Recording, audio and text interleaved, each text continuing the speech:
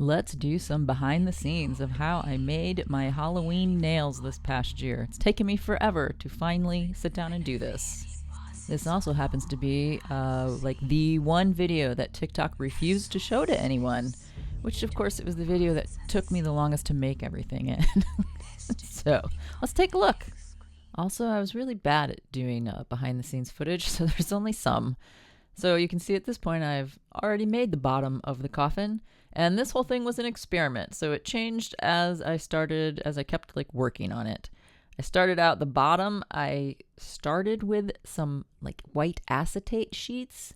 It's the kind of stuff you can basically get in hobby stores for model making and maybe architectural scaled model making.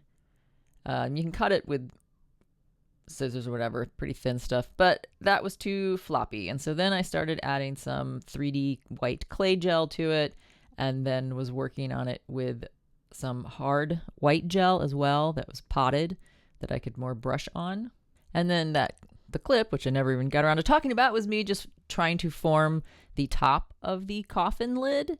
And I realized it would be easier to just do it in clay, like modeling clay. And then I decided for the top, I would use this really opaque white clay gel and almost treat it like it was a fondant on a cake.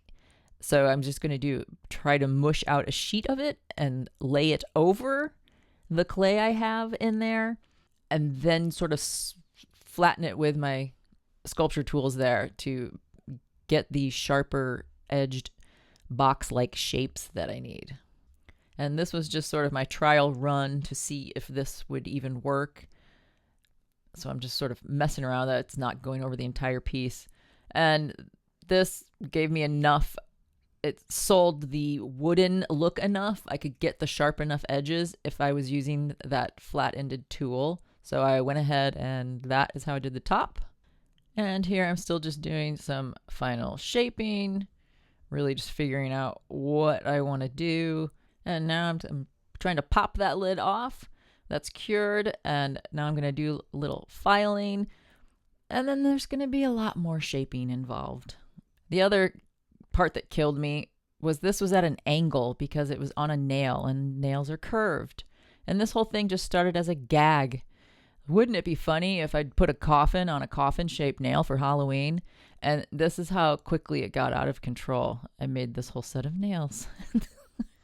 So basically, for this to fit on the nail, both the top and the bottom of the coffin basically bend sort of at that cross point. And you can see that a tiny bit as I'm holding it up with the profile showing. But here it is, obviously, at a later stage. I've added some lace casting things, and I realized I needed a magnetic thing to help close the lid onto there. And that's all the footage I got of making the coffin. Now, on to the crows. So I hand sculpted each one of these over a nail, and they are double layered. So they have a layer of glow-in-the-dark clay that I had to make by adding powder into it, and then another layer on top that has a thermal reactive gel onto it. So it's very difficult to get the sculpt and then not ruin it because I had to add another layer onto it after I sculpted them. So I'm taking batches of milky white hand clay gel, and I am blending in glow-in-the-dark white, glow-in-the-dark powder into it. And I just have to keep kneading it and slowly working the powder in. And that's the difficult part about using glow-in-the-dark stuff with UV gels, nail polish things, is you can't test it, because if you put the light on it, it cures it. So you kind of have to do a separate thing to test it. And the whole reason I'm making these crows turn from black to white and glowing in the dark is because in the story, the crows are giving the fairy that has just died the darkness from their feathers to cloak her to go to the underworld to become the queen of the underworld. And so they are sort of guiding her through. And in order to become the queen, she has to pass unseen.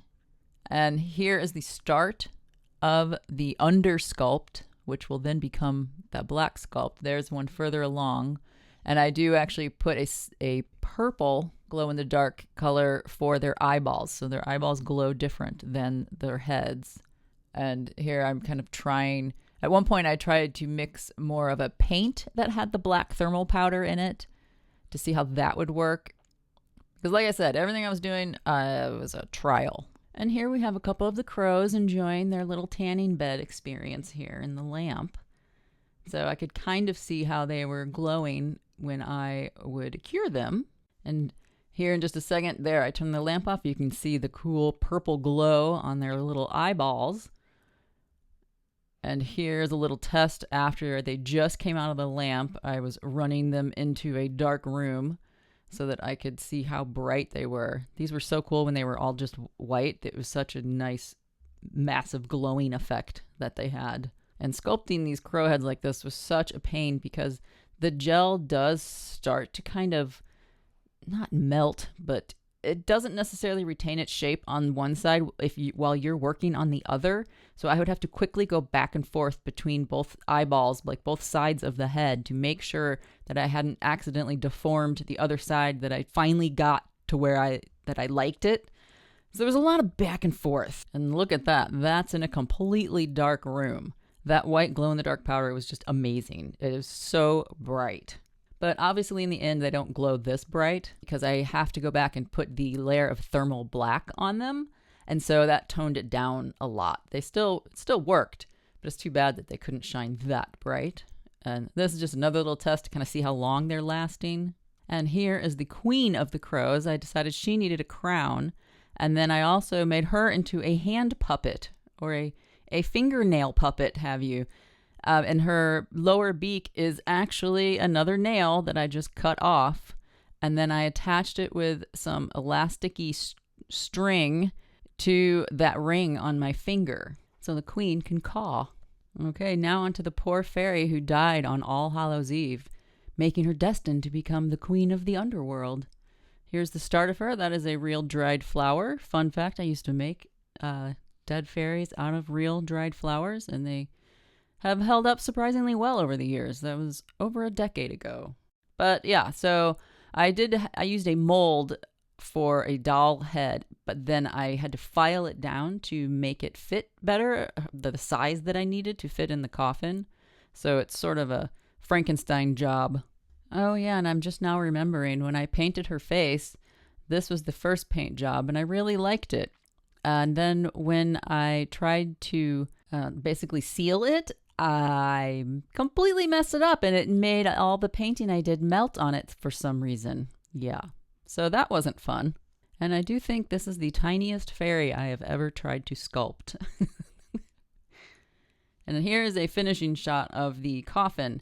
And all of the decoration on the top, I have just taken a bunch of different casts from silicone nail molds for decorations and then cut them up and reassembled them to make them work for the shape. And the same on the fairy. Those are fairy wings or insect wings from a silicone mold for nail art. And then I added some holographic film and glued them on her back. And I also didn't take into account the fairy wings that well when I was making it, and so she barely fit in the coffin. Also, all of the shading on the coffin is using cat eyes to make it look like panels on the coffin. Oh, and here's something that didn't even make it in. This is a skull cast I was trying to encase in a round jewel shape for sort of a gift that they were going to give the guardians of the underworld so that the fairy could pass if the guardians decided the gifts were acceptable. So that's what the crows do. The crows come and lay gifts at the gates of the guardians of the underworld, and then if the guardians accept it, then the crows gift the fairy the color of the darkness of their feathers so that she can pass unseen past the guardians and take the new crown that no soul has ever seen of the underworld. And that, my friends, is the story of how my random idea of wouldn't it be funny to do a coffin on a coffin-shaped nail for Halloween immediately blew up into this insane set of nails. That took me way too long to make, and then that TikTok didn't show to anyone. There's the fairyland. I really like that nail too. And there's the crows. And in just a second we will see the queen caw with her fingernail mouth. And I even gave her a red tongue. There, the queen and her royal murder are bidding you a good evening. And thank you for going on this little behind-the-scenes journey with me.